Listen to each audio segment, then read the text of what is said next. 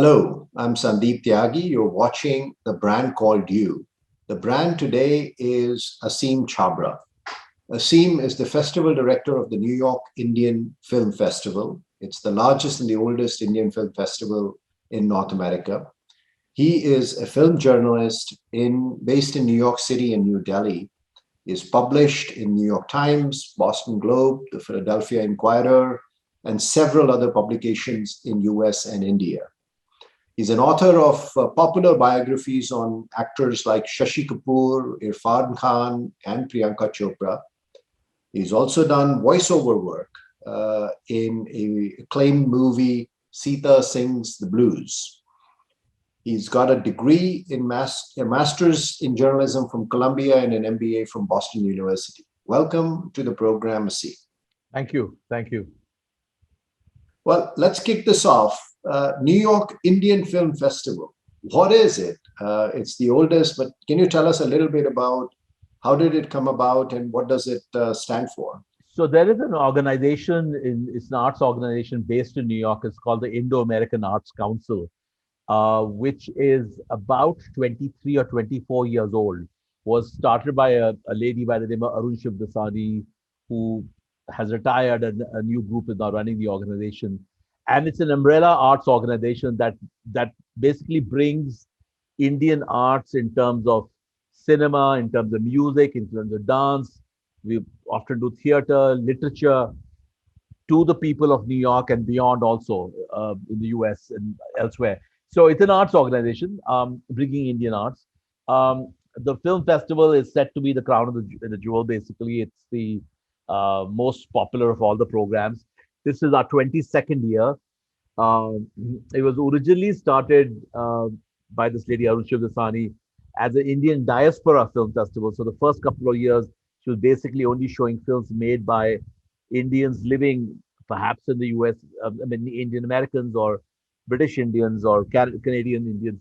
But it sort of, over a period of time, it evolved. And now it's a festival that brings to the people of New York the best of independent cinema from India in all languages, various languages. I mean, this year, for instance, our festival starts on May 7th. We have films in 13 Indian languages, including Hindi and including even English, actually. It's an Indian language. So this would not be the normal big production house movies that you would get. What would be some of the interesting ones that you brought to the audience in New York recently? Let me correct you. The big production house films, the big Shah Rukh Khan and Salman Khan films, etc., those get theatrical releases in New York City and across, wherever the diaspora population is, and even non-Indians go to see them. So we don't need to bring that. What we bring to the audience is cinema that is not available. I mean, you have streaming services now, and they'll show some independent films, but we've shown over a period of time films like, we had the premiere of New York premiere of Meera Nair's Monsoon Wedding, Meera Nair's The Namesake, smaller independent films, not smaller necessarily, Anurag Kapcha's Gangs of Wasipur, which is a 5-hour-long two-part film, which he brought from the Cannes Film Festival. Films like Shahid, a range of films in different languages, in Marathi, in Malayalam, in Kannada, in Telugu, Assamese, Bengali, films that now, earlier these films used to get OTT release, but now Netflix and Amazon Prime have also become very particular in terms of they want only bigger name films because they just basically want, a lot more eyeballs. So a lot of the independent filmmakers are struggling because they don't have a year-round streaming services.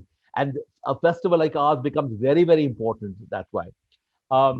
We were the first in North America, and now there are quite a few Indian and South Asian film festivals in the US and Canada and in the UK, going to Australia.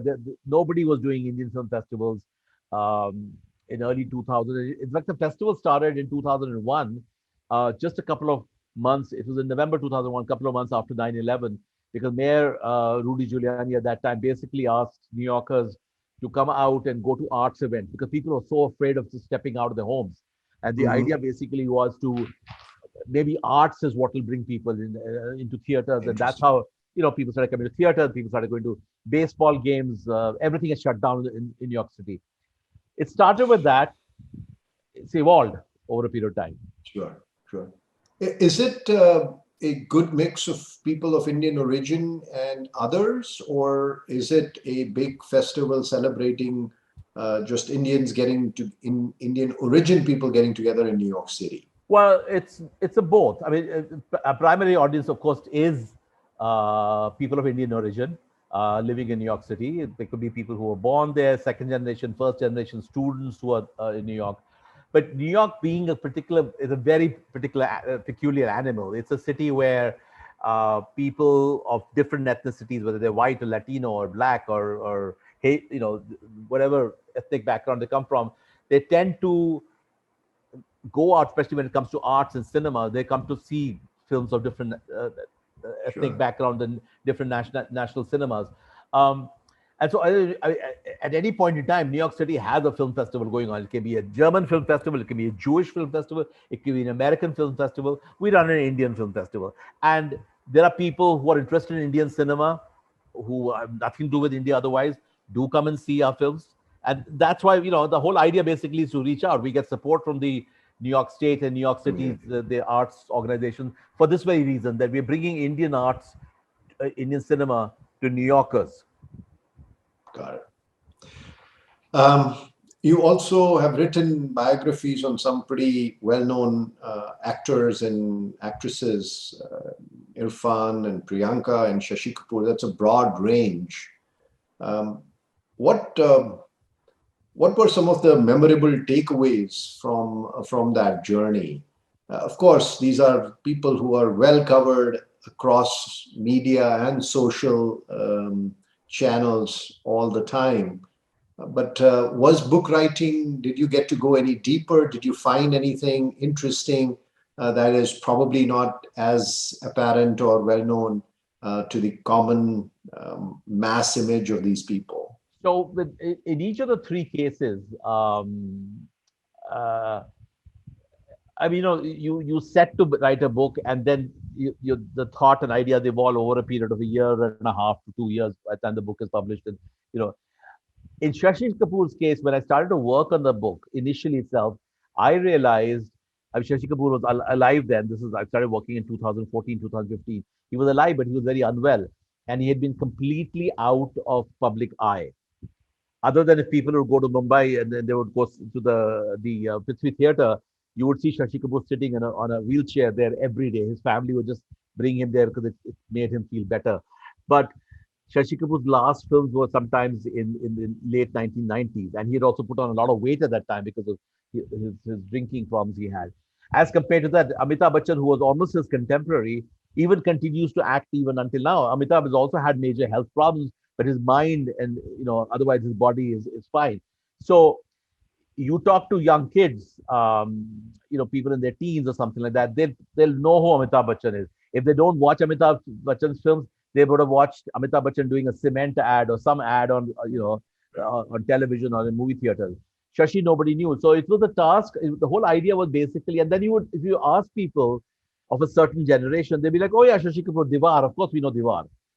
But I wanted to go beyond that. I wanted to explore Shashi Kapoor, the genuine artist. I mean, the influence that his wife had on him, his father-in-law and father had on him, the theater background of Shashi Kapoor that led him to actually, in addition to doing popular mainstream films, the theater background led him to actually produce some really good quality films, act in films outside of the mainstream Bollywood cinema. So he did a bunch of films with his team called Merchant Ivory Productions. In the US, Mhm. he did films in the UK because he was always hungry to do something good in terms of art and as an actor. Um, Mhm. Money was not a consideration for him because he was getting money by doing all the Bollywood films in any case. Mhm. And that was a very interesting thing to really go through the whole process about discovering this man by talking to so many people who had worked with him, directors who had worked with him, actors who had worked with him, fans of his. It was fascinating. Yeah, Priyanka's story I found very interesting. So Was before you go to Priyanka, Aseem, did you find or have you seen, because actors and sports people are people who get tremendous fame and exposure when they're very young, in their 20s. And many of them fade from the public eye in dramatic ways in their late 50s or certainly later. What does that do? Did you see anything interesting there in your experience? Well, Shashi was a very rare case, basically, because Shashi's father had a lot of influence on him because Shashi quit school at the age of 15 or 16 or something like that and joined his father's theater company. But his father said, look, just because you're my son doesn't mean that you're going to start to get lead roles. You have Hmm. to start from the bottom. And so Shashi worked with all the other workers, basically picking up lights, picking up, you know, electricity, wood, whatever, costumes. Um, it gave him a very solid grounding. And then Shashi also went through, when he became an actor initially, he went through major struggle. Just because he was Raj Kapoor's son, just because he was Raj Kapoor's son, meant nothing. He was not getting work, and he desperately needed work because he was already married and he had a kid. Uh, but all of this kept Shashi Kapoor very grounded and very humble, including also the interest in theatre. Um, it's a known fact, and I was told by quite a few people that Shashi would be one of the first to turn up on the set at 9 in the morning, and he would walk to every electrician, every technician, and he would shake hands with them, and in Hindi he would say, "Mera naam Shashi Kapoor hai." My name is Shashi Kapoor, and he Hmm. would sit and have tea with. I mean, big stars these days, and I don't have to name them Bollywood stars. They have these vanity vans, and they just go sit in their vans, and that's where they eat, and they have fans coming or whatever it is.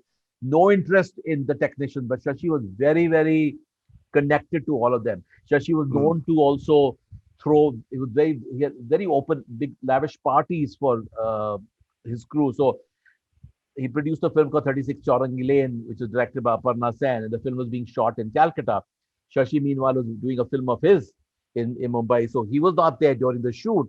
But every weekend, Saturday, Sunday, Shashi would fly to Calcutta and throw a lavish party for the entire crew, basically, because he wanted them to Interesting. feel that they are Special. very, very Part of important. something, yeah. Yeah, and Very good. Interesting. that's really Hmm. fantastic about him, really.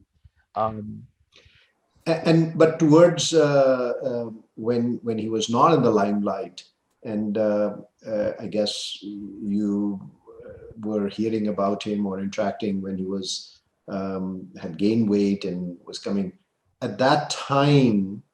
Um, does the personality itself change? The experience change? So Shashi's wife died at a very early age of cancer Hmm. in 1984, Hmm. and that he was they were like really in love with each other. And that completely broke Shashi, and he started drinking a lot, Hmm. and to the extent that he was drinking one bottle of vodka a day. Hmm. And I talked to some people. Uh, his daughter's the one who told me one vodka a day. And Hmm. she said we would ask his friends, please come over, give him company, so that maybe he would not drink. But the story goes that he would be sitting and he would finish his glass of vodka, and one of the domestic help would come and refill his glass. Um, Hmm. but it was that drinking that made him balloon up. Now, as it happened, in fact, after he gained weight, also he did some of his best work. He, Hmm. in the early 90s, acted in a film called In Custody, based on a novel by Anita Desai, which Ismail Merchant directed. Was a story of a fading Urdu poet Hmm. set Hmm. in Bhopal. And because of Shashi's weight and his condition itself, he fit into the role perfectly well, and also gave a remarkable performance. Um, Hmm. he didn't fade away. I mean, financially, he suffered quite a bit because he produced 6 films, and most of them lost money, and huge amounts of money. It was huge amounts of money in the 80s. I mean, we're talking about 30 plus years ago now. Um, but as I said, while he stopped acting, and then his health, started deteriorating in this century. He started dementia and other things were affecting him. Every evening, because he lived with his son right behind Prithvi Theatre, one of the helpers would just wheelchair him and make him sit in the cafe area of Prithvi Theatre. and people would walk up and smile. And I don't know how much it registered in his mind, but I think it was good for his sanity, good for his Yeah. general Very well-being. interesting. So he Very was interesting. there. Other Hmm. than the fact that he couldn't act anymore, he couldn't speak, he didn't recognize Sure. people often. It's sad. Sure. Sure. That's a Yeah. really sad decline. Sure. I stopped you when you were starting to talk about Priyanka. Let's go there. So the Priyanka story I found fascinating because of the fact that she came from a middle class army family. She spent a couple of years in America when she was a teenager. Like she lived with her aunt and she went to schools in Iowa and then Massachusetts and then Queens in New York. But essentially, and then she came back in Bareilly where her father was posted. He was a doctor in the army. Um, she entered the Miss India contest at the age of 17. And what I found fascinating was how a girl from a small town can come, she came with her mother to Mumbai, learn the tricks and everything else, and then gets selected as Miss India, wins the Miss India crown, goes on to contest in Miss World, and then wins the Miss World crown also at the age of 18. I mean, all of this happened to her. And then she Hmm. moves, with the natural transition is that all of these people, then these young women, girls, they get into film industry. She started getting offers to act in films. Um, her acting skills were very, very weak at that time. But over a period of time, her acting evolved and she became a very, very fine actress in Bollywood and became a big star. Hmm. But then she gave it all up Hmm. because she wanted more in life. She first tried to start her music career in the US, which didn't go anywhere. And at that time, she was still doing some Bollywood films. And then, through some contacts and through her people who were managing her career, managed to get a role in the show called Quantico, which was Yeah. never well received. It was an ABC show, it was a primetime show. It was never well received by critics. It did fairly well in the first season. Second season, the ratings went down. They did get renewed for third season, but then it was cancelled midway. Mm. But because she was doing that, she had to give up. Television requires you have to stay on in America Hmm. a long period of time. So she had to give up her Bollywood acting career. She's Hmm. about to do another Bollywood film. She did one 3-4 years ago, but of course, since then she got married and is now living in the US. Um, I found it fascinating how you become a star in India from a very sort of a middle class family Hmm. and then give it all up and then become a star again in another country where nobody Hmm. knows you. Hmm. Nobody knew who Priyanka Chopra was 5-6 years ago. When Quantico started in 2015, nobody knew who she was. Hmm. Hmm. And it's remarkable. Right now, she's a very, very well known. She's not a Meryl Streep. She's not a Julia Roberts in terms of acting skills, etc. She hasn't reached there. I don't know if she'll get there or not. But she's very well known. And she's Hmm. producing work. She's on magazine covers. She was on talk shows. Um I think Graham Oscar She presented presentation. Oscars. She presented Golden Globes. Mhm. She's walking red carpets. Mhm. Uh, so that Very interesting. story, I think, is a really interesting story. Which Sure. and I had done some of that research before. I had talked to her manager and agent, and even her when her music career was starting. Like, where are you going? How are you bringing a person who nobody in America knows Mhm. and giving her? She was a Thursday night NFL. She had a song there and Mhm. she faced a lot of racism at that time because a lot of people said, "Who's this?" Because all the pop singers at that time were blonde white girls, and this was not a blonde white girl for you. Mhm.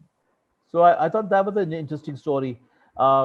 The Irfan story was also it's sort of similar to Shashi Kapoor. Irfan struggled, came from a middle class, educated middle class family in Jaipur, went to National School of Drama, and then he wanted to get into films, and it took him 10 years to get into films. He struggled a lot, and by Mhm. struggle means financially he was okay because he was doing television.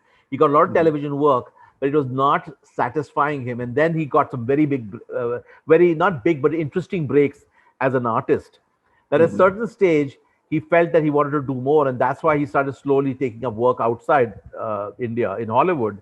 Um, it was earlier with films like A Mighty Heart and Slumdog Millionaire, and then because of the fact that Hollywood began to recognize him, he acted in a couple of major franchise movies. He was in Jurassic World. He was in one of the Spider-Man films. He did some indie work also in Hollywood, while he kept coming back to the US, India. What was interesting was it's not something I planned, but all the three actors that I wrote about, and there are only three biographies, three books I've written, all transitioned, crossed over to become actors in the US, in the Mm. West. Mhm. And I think that was something that drew me to their stories, other than the fact that, especially Irfan and Shashi Kapoor, I was very attracted to them as actors. You know, I was very, very big fan. But because I was living in America, I was already observing, and a lot of my work as a journalist, even film festival, is, when I'm bringing Indian arts to Americans, I'm also sitting in America and I'm also trying to observe, Indians who, as actors who made it in the West, what are the hurdles they have to overcome. Um, in terms of cinema, how does Hollywood represent India? How do Bollywood films show American Right. culture? So it's all a part of that, and it wasn't like a conscious decision at any step that this is the life I want to choose, but it just Right. happened organically as such. Very interesting. Um, the uh, Besides your biography, I noticed in your profile that you have done some voiceover work Yeah. in a well-known movie called Sita Sings the Blues. Um, the voiceover work has increased dramatically. Every movie that Netflix and Prime produces now, every show they produce, they get it dubbed immediately into 20 plus languages. And but what are the challenges? Is it easy to be able to get into that mode and get the right emotion when you are not even face to face with somebody else, or you're not even acting it out, so to say? So actually, I may not be the right person to answer this question, and I'll tell you why. Let me first talk about Sita Sing the Blues. It's a very well-known, it's a rather successful animation film that looks like Ramayana and Sita's story from a feminist point of view, basically. Hmm. And it's made by an American Jewish animator, Nina Paley, who had some experience and had read a lot of Ramayana, and basically, felt that Sita was shortchanged, and there were times, the fact that Ram put her through tests and things like that a few times, Hmm. exiled her. Um, so Nina had a different stage, and a big part of Sita Sing the Blues, by the way, is this jazz music that Nina has gotten from the 1920s. They were the German American singer called Annette Winshaw, whose music she used in the film. There was some animation style there. There were different animation styles, but basically, what she wanted to tie up the story of Ramayana, and she asked three people, myself and a filmmaker who's sadly passed away, a man called Manish Acharya, and a woman, Bhavna, basically to sit in a studio. So Hmm. we did not have any prepared script. The other Hmm. voiceover artists did have prepared scripts. What she did was basically she used three shadow puppets, one from Thailand, one from Cambodia, one from Indonesia, to give the sense that the tradition of Ramayana had traveled across to these Southeast Asian countries also. Hmm. And we were the voices of the shadow puppet. They were almost like what they call the sutradhars in Hindi theater, um, where she asked us questions about who was Dashrath, how many wives, how many children, and we just spoke.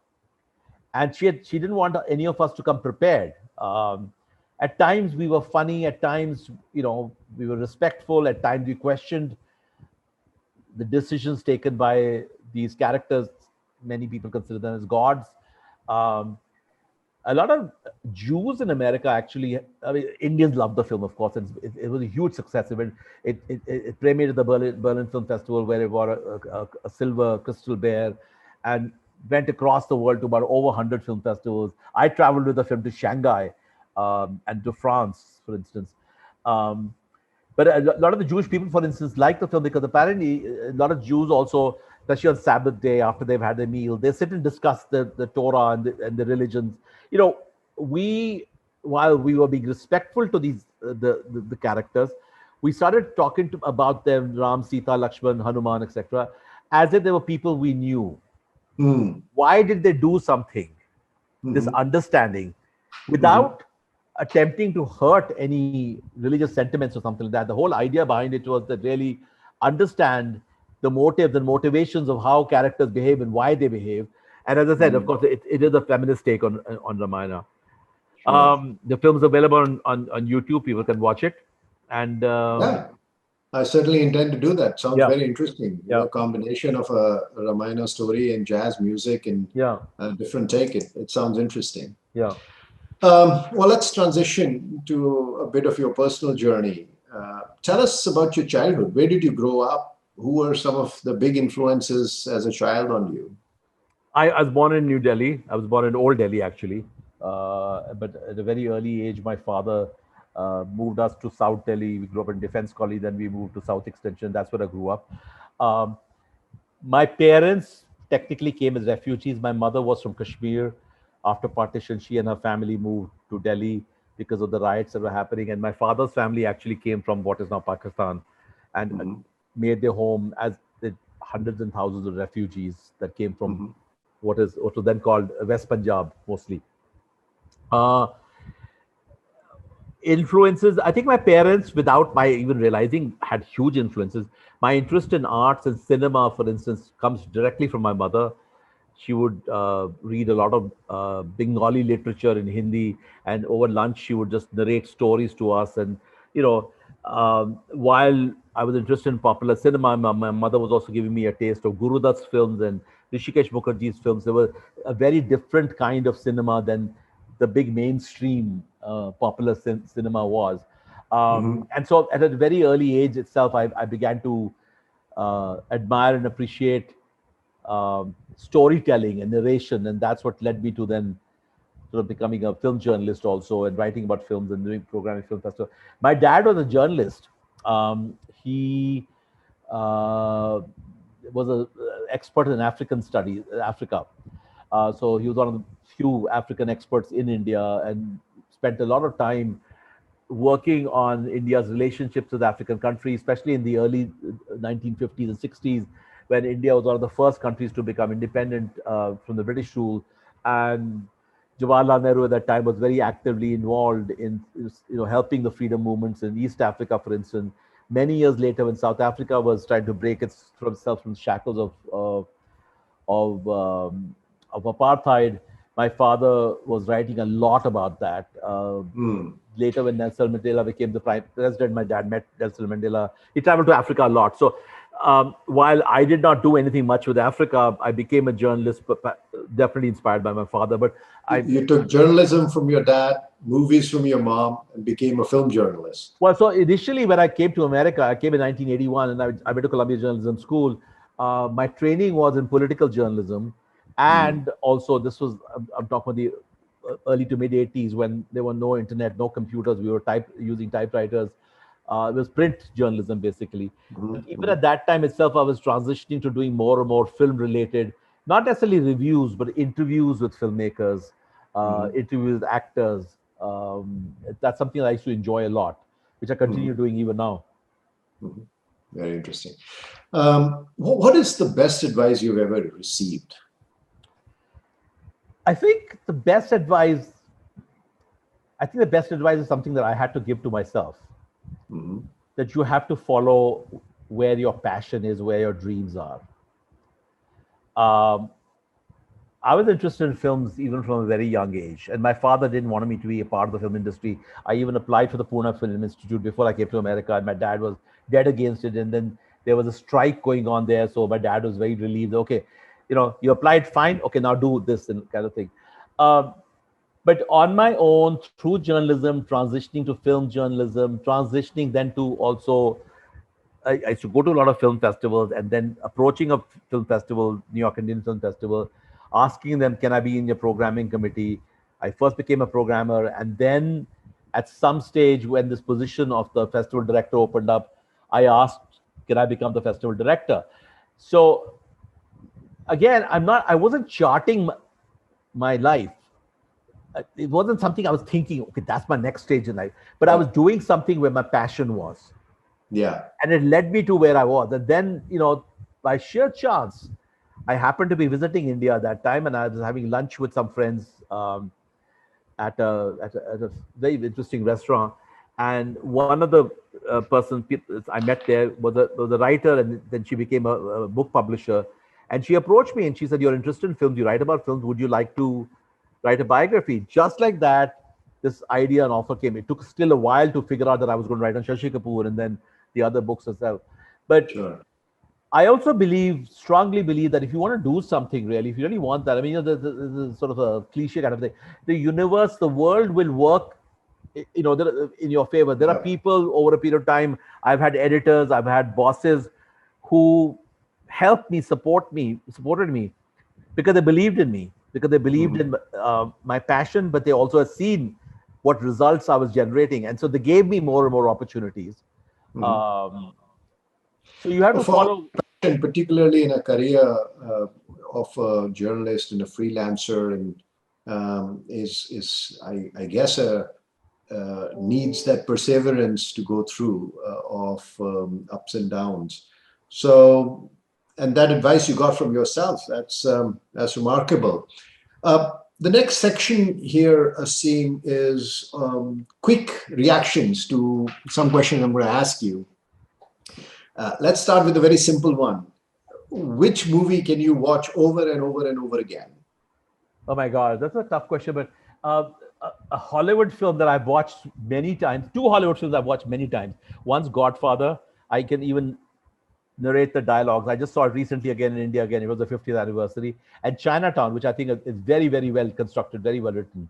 Um, Chinatown, a Hollywood movie, Chinatown? yes, the one with Jack Nicholson and Faye Dunaway is Roman Polanski's. Okay. It's a brilliant story about corruption in Los Angeles in the 1930s, in the police force, and it's very, very well made.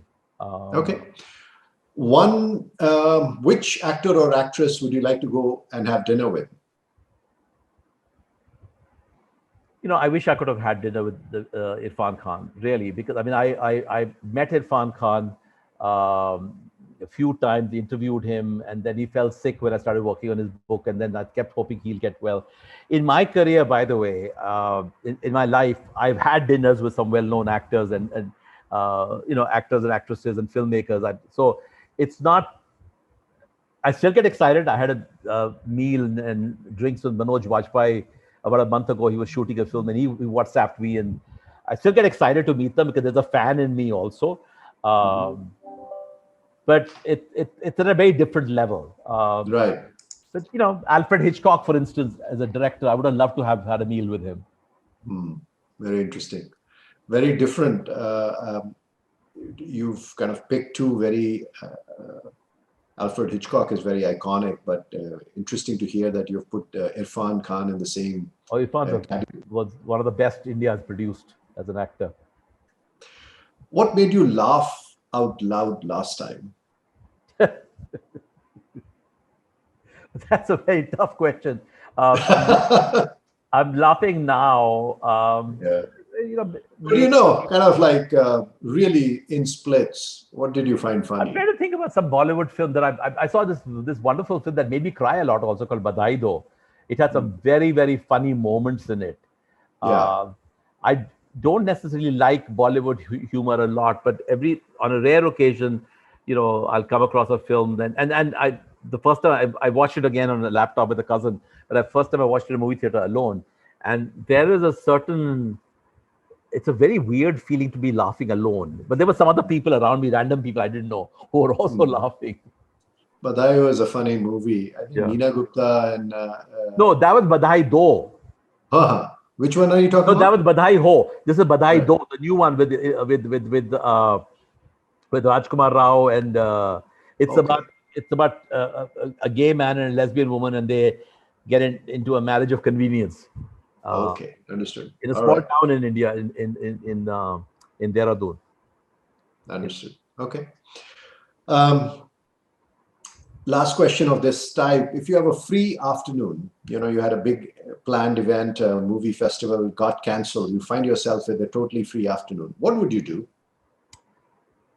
I can go sit in a coffee shop, and Delhi has beautiful lot of coffee shops. It's very very hot these days. That's the other story. That's the thing. But I can go sit in a coffee shop and quietly If I have a book or I just have my phone, and I'm very active in social media on Twitter, on Facebook, especially Twitter, I can spend the whole afternoon just observing people and looking at my phone.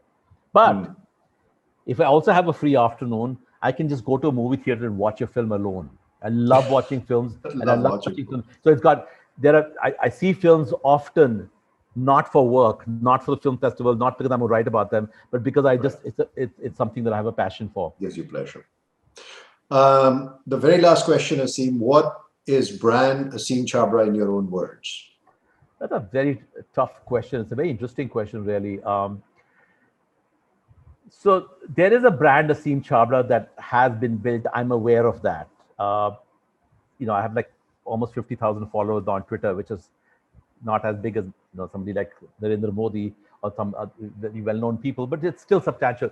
People trust my instincts. People trust my advice. I'm constantly advising people on what films to watch. I'm Mm. constantly advising people on what shows to watch. I just happen to have access to information, especially when I'm sitting in India. I have access to information about films and shows being released in America. I've been to film festivals. I'm going to New York next week, and then in 10 days, I'm going to go to the Cannes Film Festival. And so I think whatever the brand is, it's a trustworthy brand where people believe in my suggestions and recommendations. So So the brand Aseem Chhabra is your entertainment Sherpa. that's a wonderful way to put it. I'm going to use that now. Thank you, Aseem. Thank you so much for talking for us. This is fascinating, very different part of the world and universe that you occupy, and enjoyed learning about all your experiences. And thank you for coming on the show. Thank you very much. I really enjoyed it. Thank you. Thank you for listening to the Brand Called You videocast and podcast, a platform that brings you knowledge, experience, and wisdom of hundreds of successful individuals from around the world. Do visit our website www.tbcy.in to watch and listen to the stories of many more individuals. You can also follow us on YouTube, Facebook, Instagram, and Twitter. Just search for the brand called You.